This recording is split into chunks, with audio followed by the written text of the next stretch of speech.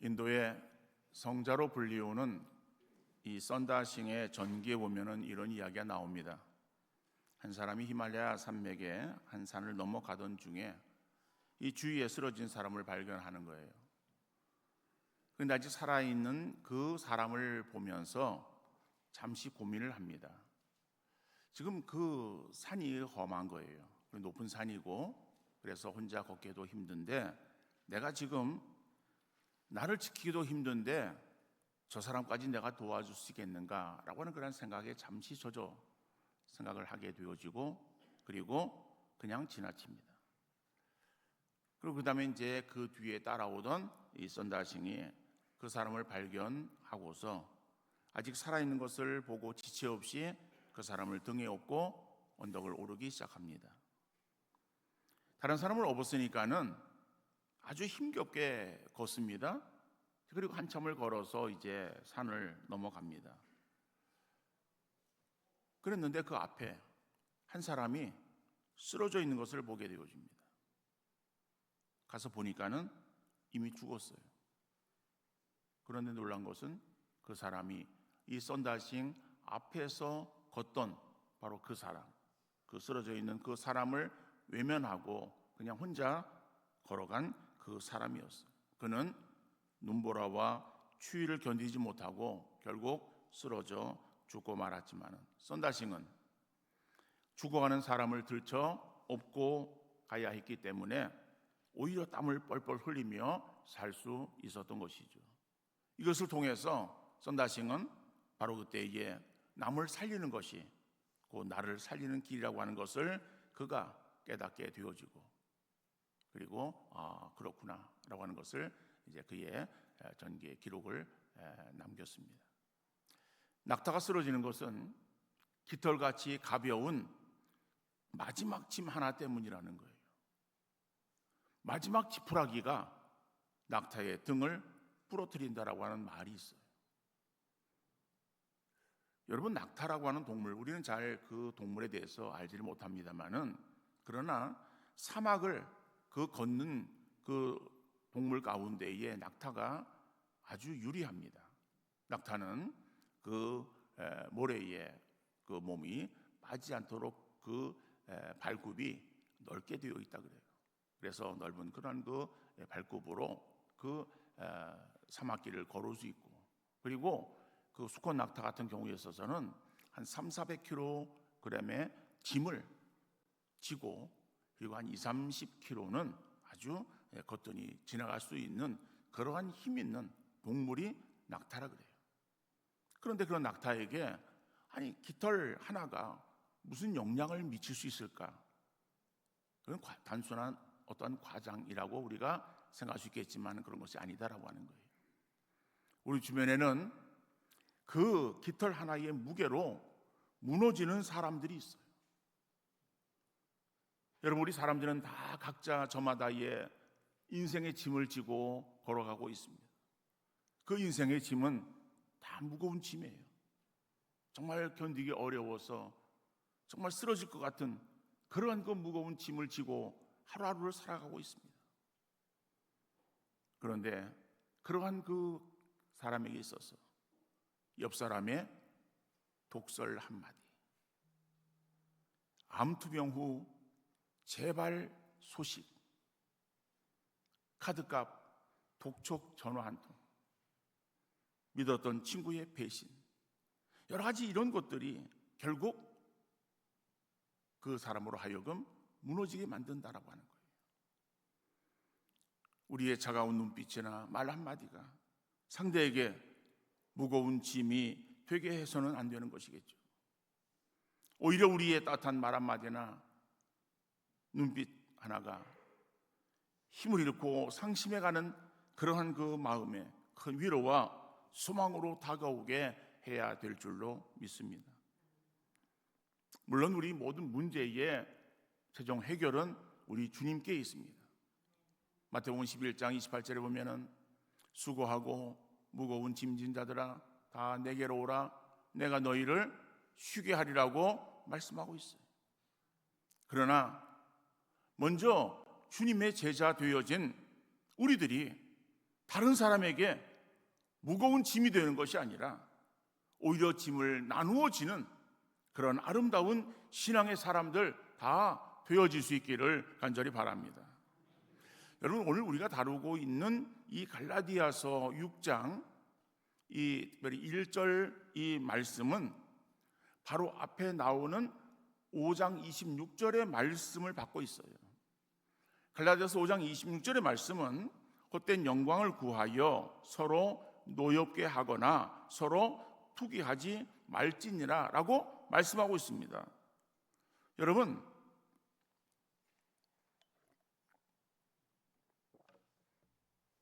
이 말씀은 그 앞에 나오는 그러한 그 내용의 말씀인데, 성령을 따르지 아니하고 육체의 욕심을 따를 때 나타나는 공동체의 아픈 단면을 말하고 있는 거예요. 그러니까 이것을 지적하면서 바울은 여기에 그치지 아니하고 더 나아가서 성령을 따라 사는 영적인 사람들은 신앙 공동체 안에서 서로를 향한 사랑과 책임이 따르는 삶으로 나타내야 된다라고 말하고 있는 거예요. 특별히 이 본문의 말씀은 서로를 세워가며 또한 각자에게 주어진 삶을 이 공동체 안에서 우리가 성실하게 어떻게 살아야 될 것인가라고 하는 것을 지금 말하고 있는 그러한 내용입니다. 그래서 오늘 본문의 말씀을 통해서 우리가 속한 공동체 안에서 성도나 교회를 향하여 어떠한 신앙의 자세를 가지고 우리가 신앙생활을 감당하며 우리 교회를 섬기고 다른 옆 사람들을 섬기는 그러한 자세의 삶을 살아야 될 것인가를 다시 한번 우리가 생각하며 이것을 행하는 우리 모두가 되어질 수 있기를 간절히 바랍니다. 첫 번째로 본문은 성도의 짐을 지라라고 말씀하고 있어요. 성도들의 짐을 서로 지라. 오늘 본문 1절에 보니까는요, 형제들아, 사람이 만일 무슨 범죄한 일이 드러나거든 신령한 너희는 온유한 심령으로 그러한 자를 바로잡고 너 자신을 살펴보아 너도 시험을 받을까 두려워하라고 말씀하고 있어요. 여러분, 이 갈라디아 교회를 생각할 때에 갈라디아 교회는 사도 바울의 1차 선교 여행 때에 세워진 그러한 교회예요. 그런데 갈라디아 교회가 하나의 교회가 아닙니다. 갈라디아 지역에 있는 그러한 교회들을 말하고 있는 거예요. 그 갈라디아 지역에 있는 교회들이 어떠한 교회인가 하면은 비시디아 안디옥, 그 다음에 이고니온, 루스드라, 더베라고 하는 그런 그 네 개의 지역 교회들이 세워졌어요. 그러니까 그 네 개의 교회가 갈라디아 지역에 세워진 갈라디아 교회예요. 자, 그러니까는 이 갈라디아 지역에 세워진 그러한 교회, 그러니까 바울의 1차 그 선교 여행 때에 세워진 그러한 그 교회를 이 바울이 이제 생각하면서 거기에서 들려지는 그런 어떠한 문제들이 있음을 그가 듣고 그리고 거기에 편지를 보낸 것이 갈라디아 서예요. 네, 갈라디아서를 보면은요, 갈라디아서 1장 6절 7절 말씀 보니까는 그리스도의 은혜로 너희를 부르신 이를 이같이 속히 떠나 다른 복음을 따르는 것을 내가 이상하게 여기노라.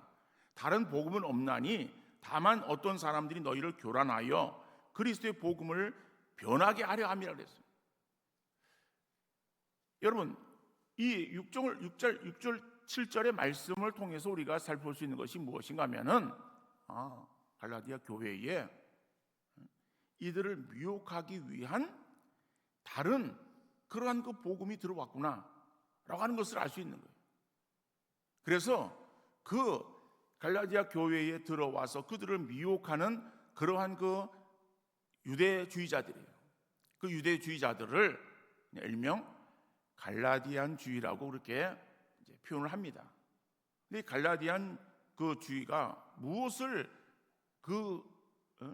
주장했는가?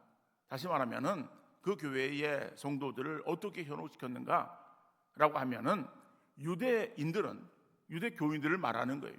유대교인들은 그들의 구원이 어디에서 오는가 하면은 율법을 지킴으로 구원이 이른다라고 그들은 믿고 있었어요. 그런데 하나님께서 율법을 주신 것은 우리로 하여금 우리의 자신을 돌아보게 하기 위해서 율법을 주신 거예요. 물론 그 율법을 다 지키면은 구원함에 이룰 수 있습니다. 그런데 사람은 율법을 다 지킬 수가 없어요. 그러니까는 율법으로 하여금 우리가 죄인 것을 깨닫고 율법을 다 지키면은 구원함에 이르게 되어지는데, 그런데 율법을 다 지킬 만한 육체가 없다는 거예요. 그러니까는 율법을 지킬 만한 육체가 없으니까는 그러면은 어떻게 구원함에 이르를 수 있겠는가라고 하는 것을 생각할 수밖에 없는 것이겠죠. 그래서 그 율법은 그리스도께로 인도하는, 그래서 갈라디아서 바울은 몽학 선생이라고 개역성경이 이렇게 표현하고 있는 거예요. 다시 말하면은 율법의 기능은 우리로 하여금 구원으로 인도하는 것이 아니다라고 하는. 그런데 유대인들은 율법을 지킴으로 구원함을 얻는 것으로 그렇게 믿고, 그래서 그것을 지키기 위해서 애를 씁니다. 그러니까는 결국 그것을 지키지 못할 그러한 그 위기에 처하게 되어지자 그들은 율법을 바꾸는 거예요. 그래서 그들이 가지고 있었던 율법을 해석한 그런 어떠한 그 내용들에는 이 율법의 원래의 의미에서 벗어난 그런 어떠한 그 내용들이 그들의 어떠한 그 기록되어서 구전으로 내려오던 그러한 그 구전 율법이었고, 그래서 그러한 것들을 또 백성들이 가르치면서 그래서 율법을 지켜야 구원함을 얻는 것으로 그들은 인정을 하고 그렇게 신앙생활을 행하고 있었던 사람들이에요. 근데 그러한 사람들이 이 갈라디아 교회에 들어오는 거예요. 들어와서 그래서 그 교회의 그 초신자들, 그들을 미혹하는 거예요. 그러니까 그러한 내용들을 듣고 바울이 그들에게서 강하게 그것을 질책하는 그러한 그 내용이 제가 읽어드린 갈라디아 1장 6절 7절의 말씀이에요. 주님의 은혜로 너희를 불렀는데 어떻게 그렇게 해서 부름받은 복음으로 구원받은 너희들이 다른 복음을 따르는 것을 내가 이상하게 여긴다는 거예요. 다른 복음은 없다는 거예요. 그렇죠? 우리가 구원함을 얻는 것은 예수 그리스도를 믿음으로 구원함을 얻는 것이지 그 이외에 다른 것은 존재하지 않는다는 거예요. 자, 그러니까는 그러한 어떠한 와서 미혹하는 그러한 어떠한 그 잘못되어진 그러한 사람들이 있어서 신앙에 흔들림이 있었어요. 자, 더 나가서 그런 어떠한 그 신앙의 흔들림 가운데 그들의 어떠한 삶이 있어서도 많은 어떠한 죄악들이 그들에게 나타나고 있었어요. 그래서 그런 어떤 그 죄악을 범하고 있는 그러한 그 갈라디아 교인들, 그들의 죄악의 모습을 갈라디아서 5장 19절로 21절 상반절에서 이렇게 말하고 있습니다. 육체의 일은 분명하니 곧 음행과 더러운 것과 호색과 우상숭배와 주술과 원수 맺는 것과 분쟁과 시기와 분냄과 당짓는 것과 분열함과 이단과 투기와 술취함과 방탕함과 또 그와 같은 것들이라. 그러니까 여러분, 이것이 이란 그 죄의 그 명들이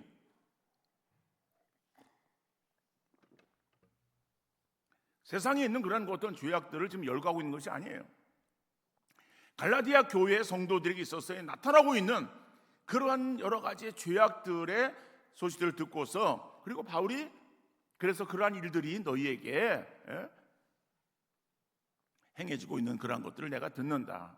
그러니까 그런 어떠한 죄악들, 이러한 것들을 범하고 있는 그런 사람들에 대한 그런 어떠한 그 대처를 어떻게 될 것인가라고 하는 것들을 지금 말하고 있는 거예요. 그래서 오늘 본문 1절에 말씀 보면은 무슨 범죄한 일이 드러나거든 이라고 하는 말은 바로 그런 것들이에요.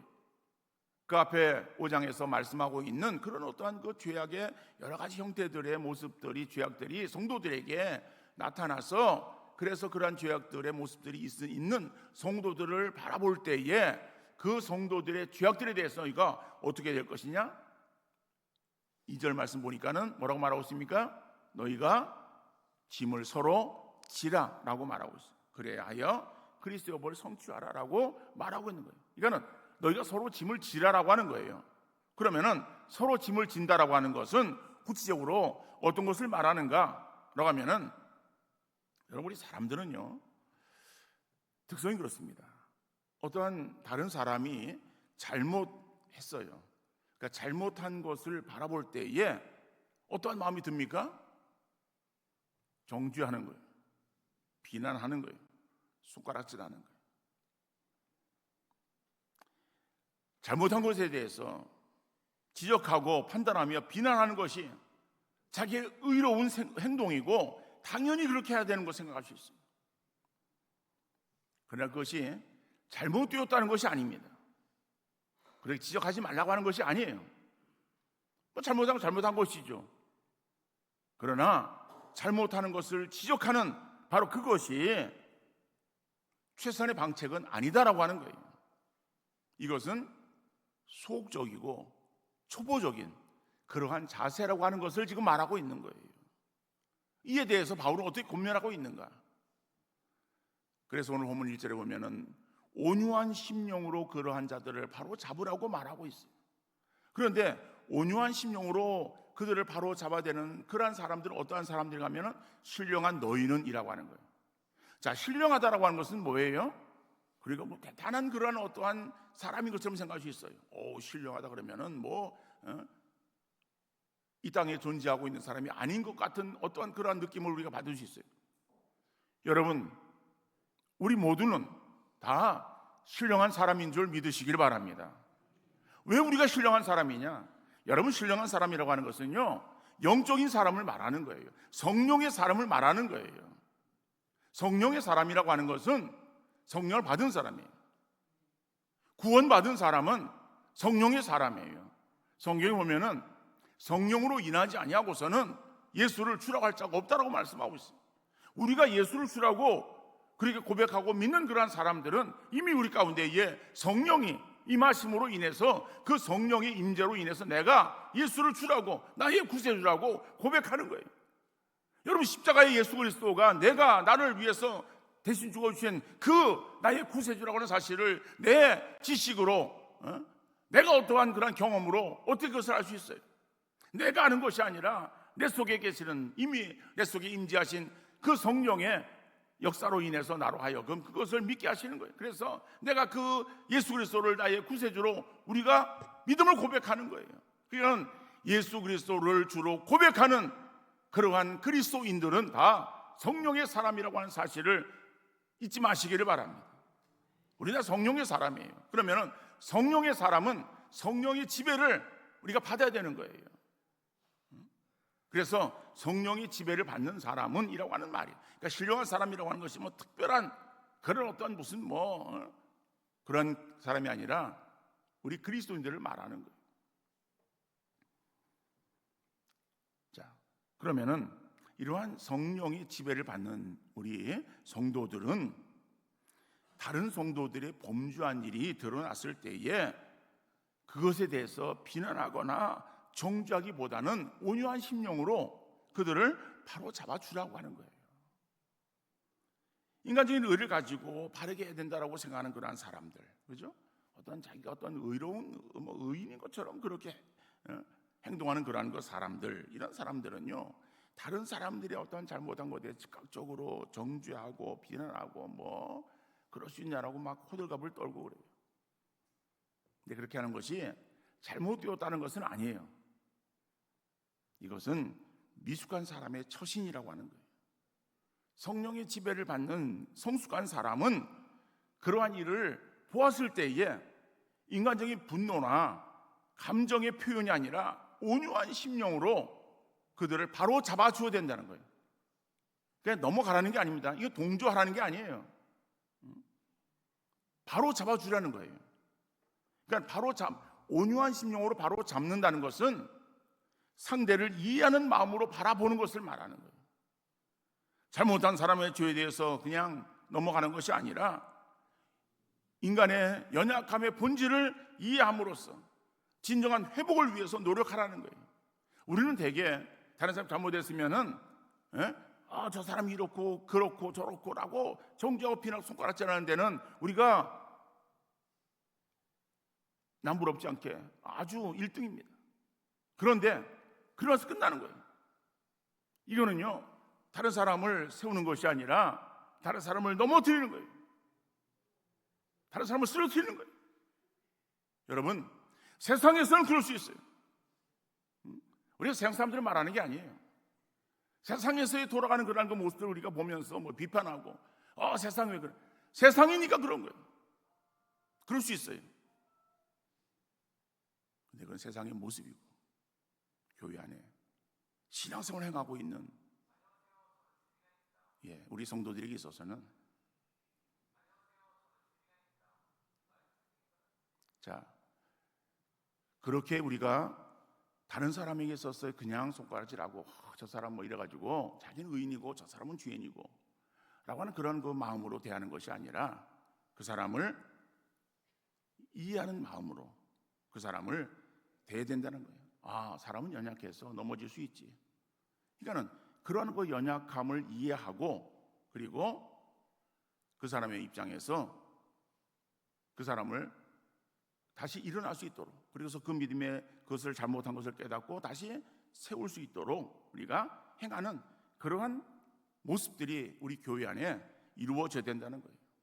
그러니까는 그냥 잘못한 것을 단순하게 잘못되었다 정죄하고 뭐 비난하고 그것에 대해서 그냥 입에 거풀 물고 막 이야기하는 그것이 다 바른 자세, 꼭 그렇게 해야 된다는 것이 아니라 그런 것들을 바라보면서 정말 기도하는 마음으로 그 사람의 정말 하나님 깨닫고 다시 일어날 수 있도록 은혜 베풀어 주옵소서라고 하는 그런 그 마음으로 그들에게 있어서 사랑의 권면을 행하고 그리고 바로잡아주는 그러한 모습들을 이루어야 되는데, 왜 그런가 하면은 나도 그러한 연약함과 실수 가운데 들어갈 수 있기 때문에 그런 거예요. 그래서 오늘 본문은 뭐라고 말하고 있습니까? 너도 시험을 받을까 두려워하라고 말씀하는 거죠. 여러분, 부저소성저라고 하는 한자어가 있습니다. 생소한 한자어인데 이 의미가 무엇인가 하면은 가마솥이 노구솥 보고 검다고 비난한다라고 하는 말이에요. 여러분, 가마솥이 어떤 솥입니까? 까만 거 아니에요. 그렇죠? 가마솥은요 닦아도 까매요. 네? 그런데 노구솥이라고 하는 것은요 오래되어진 솥을 말하는 거예요. 여러분, 우리 남자들은 잘 모르지만 여자들은 그렇잖아요. 살림하다 보면 오래되어진 것들이 있어서는요 때가 껴요. 그리고 그 때를요 닦아도 잘 안 져. 그러면 그 오래되어진 그릇들에 보면요 거뭇거뭇해요. 그런데 거뭇거뭇한 그것을 가마솥이 그 거뭇거뭇하다고 그것을 탓할 수 있겠어요? 성경에 보니까는요 형제의 눈 속에 있는 티는 보고 내 눈 속에 있는 들보는 깨닫지 못하느냐라고 말씀하고 있어요. 우리가 일반적으로 하는 말들은 뭐예요? 똥 묻은 개가 겨 묻은 개 나무란다라고 하는 말을 하잖아요.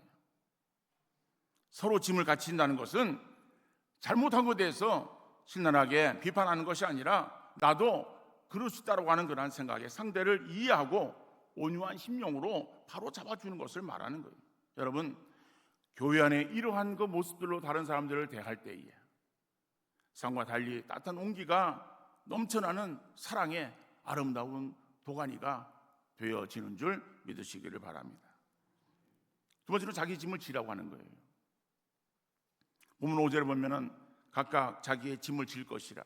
근데 오늘 본문 5절의 말씀을 표준 세번역 성경으로 보면은 이렇습니다. 사람은 각각 자기 몫의 짐을 져야 합니다라고 번역되어 있어요. 이거는 자기 짐을 지라고 하는 것은 자기 몫의 짐을 지라고 하는 그런 의미의 말이에요. 근데 오늘 1절에서 5절의 말씀 속에서 보면 짐이라고 하는 그런 단어가 두 번 나옵니다. 우리 한글 성경에서 똑같은 단어로 쓰고 있지만은 그러나 이것은 다른 단어로 쓰고 있어요. 그래서 2절에서 짐을 서로 지라고 하는 그 짐은 이 원어로 바레라고 하는 그러한 그 단어를 쓰고 있는데 그 바레라고 하는 그러한 그 단어의 그러한 그 의미는 이거는 무거운 짐을 말하는 거예요. 무겁고 감당하기 어려운 짐이라고 하는 그런 의미를 가지고 있어요. 그러니까는 그 무겁고 감당하기 어려운 짐을 상대가 지고 있으면은 그 짐을 뭐예요? 서로 져주라라고 말씀하고 있는 거예요. 그런데 5절에서 말씀하고 있는 이 짐이라고 하는 단어는 그 원어는 포르티온이라고 하는 단어예요. 그러니까 포르티온이라고 하는 이 단어는 어떤 의미를 가지고 있는가 하면은 이거는 마치 우리 남자들은 이제 군대를 갔다 이제 온 분들은 다 이해를 금방 할 거예요. 군인이 자기 군장을 쥐고 가듯, 그죠? 각 개인이 져야 될 기본적인 책임과 의무다. 여러분, 군인들에 있어서 자기 군장을 메고서 행군을 하지 않습니까? 그죠? 훈련 나갈 때 군장을 쥐고 나가는 거예요. 그러니까 자기 어떤 그러한 져야 될 그러한 거, 소총이 있고 뭐 군장이 있고 자기 어떤 짐들이 있어요. 그러니까 이러한 것들을 말하는, 그러니까 자기가 져야 될 그런 것들. 다시 말하면은 하나님께서 우리 각자에게 맡겨주신 사명이나 분깃을 말하는 거예요. 이런 것들은 자기 몫의 짐이기 때문에 자기가 져야 된다라고 하는 것을 말하고 있는 거예요. 그러니까 여러분, 이 자기가 져야 될 몫의 짐은 자기가 져야 되는 것이, 그걸 다른 사람에 맡길 수는 없는 거예요. 물론 우리가 군대에서 행군을 하다 보면은 이제 힘이 들어서 그 행군에서 막 그냥 낙오하는 그런 사람들이 있어요. 그 낙오하는 사람들이 있어서는 옆 사람이 그 짐을 대신 져줍니다마는, 그러면은 정말 그 자기도 힘든데 그 옆 사람의 옆 그 동료의 전우의 그런 그 짐을 대신 지고서 걸어간다라고 할 때 얼마나 고통스럽겠어요. 그러니까는 다른 사람 그런 고통의 어떤 짐을 나누어 주지 말고 내가 져야 될 그러한 그 짐은 내가 지고 나가야 된다라고 하는 거예요. 여러분, 가정에 보면은 우리 가정에 어린 아이가 있어요. 아이가 태어납니다. 그 아이가 태어나서 점점 자라면요, 그 아이가 이제 아장아장 걷고 조금 더 이제 말을 하고 뭐 행동하는 그러한 그 어린 아이의 시절에는 그 어린 아이는 부모를 위해서 할 수 있는 것이 아무것도 없어요. 오히려 그런 어린 아이들은 그냥 가만히 있는 것이 부모를 도와주는 거예요. 그런데 그 어린 아이가 성장합니다. 그래서 이제는 어느덧 청소년기를 지나서 청년의 때가 되었어요. 청년의 때가 되어지면은 그러면은 부모의 일을 도와야 되는 거예요. 그렇죠? 엄마가 어떤 일을 행하고 있을 때 이게 딸이 집에서 비누 놀면서 그러면서 엄마가 하는 일들에 있어서는 바쁘고 힘든 그런 일들을 행할 때 도와주지 않는다? 그럼 그것은 잘못되어진 것이겠죠. 그건 할 수 있는 일들은 해야 되는 거예요. 나중에 그 자녀가 더 성장해서 또 어른이 되어지면은, 그리고 부모가 이제는 힘없는 그러한 상태가 되어지면은 오히려 자녀가 부모를 도와야 되는 그러한 그 위치에 서게 되는 것 아니겠어요? 이게 사람이 살아가는 삶의 원리예요. 그거는 가정에서만 해당되는 것이 아니라 모든 우리가 살아가는 삶의 원리다라고 하는 거예요. 교회 안에도 마찬가지. 여러분, 교회 안에 보면은요, 이제 교회가 성도가 새롭게 등록을 합니다. 그래가지고 조신자가 되어지면은 아무것도 몰라요. 그 아무것도 모르는 성도가 이제는 신앙생활을 행하면서 이제는 신앙이 성장하면서 그래서 세례를 받아요. 그러니까 세례를 받으면은 그럼 이제는 아직까지 초신자예요. 그리고 세례를 받았다라고 하는 것은 이제 그리스도인이 되었다라고 하는 것을 말하지만은 또 한편으로는 교회의 정회원이 되었다라고 하는 것을 의미하는 거예요. 교회의 일꾼을 세울 때에 그럴 때 가장 기본이 있어요. 다른 것으로 보는 것이 아니라 세례 교인인가를 봐요. 그래서 세례 교인에게 있어서 일을 맡기는 거예요.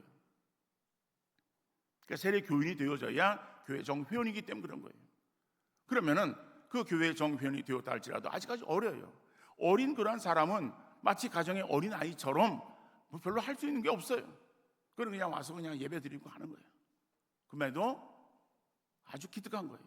그런데 어린 아이가 점점 자라서 청년이 되어서 자기가 해야 될 몫이 있음에도 불구하고 그 일을 행하지 않는 것처럼 이제는 세례 받은 지 수십 년이 되었어요. 이제는 신앙의 연륜도 있고 많이 그 다음에 알고 신앙이 성장되었다라고 그렇게 인정되어질 만한 그러한 그 상태에 있음에도 불구하고 아무것도 행하지 아니하고 그저 교회에 그냥 와서 예배드리고 돌아가는 것이 그의 신앙의 전부라고 한다면은, 그러면은 그의 신앙의 상태가 합당한 상태일까? 주님 보시기에 맞는 그러한 그 모습일까를 우리가 한번 생각해 보아야 되지 않겠습니까? 여러분, 우리가 교회에 등록해서 신앙생활을 행할 때에, 그럴 때에 처음에는 이 교회를 내가 다니는 교회라고 그렇게 말할 수 있어요.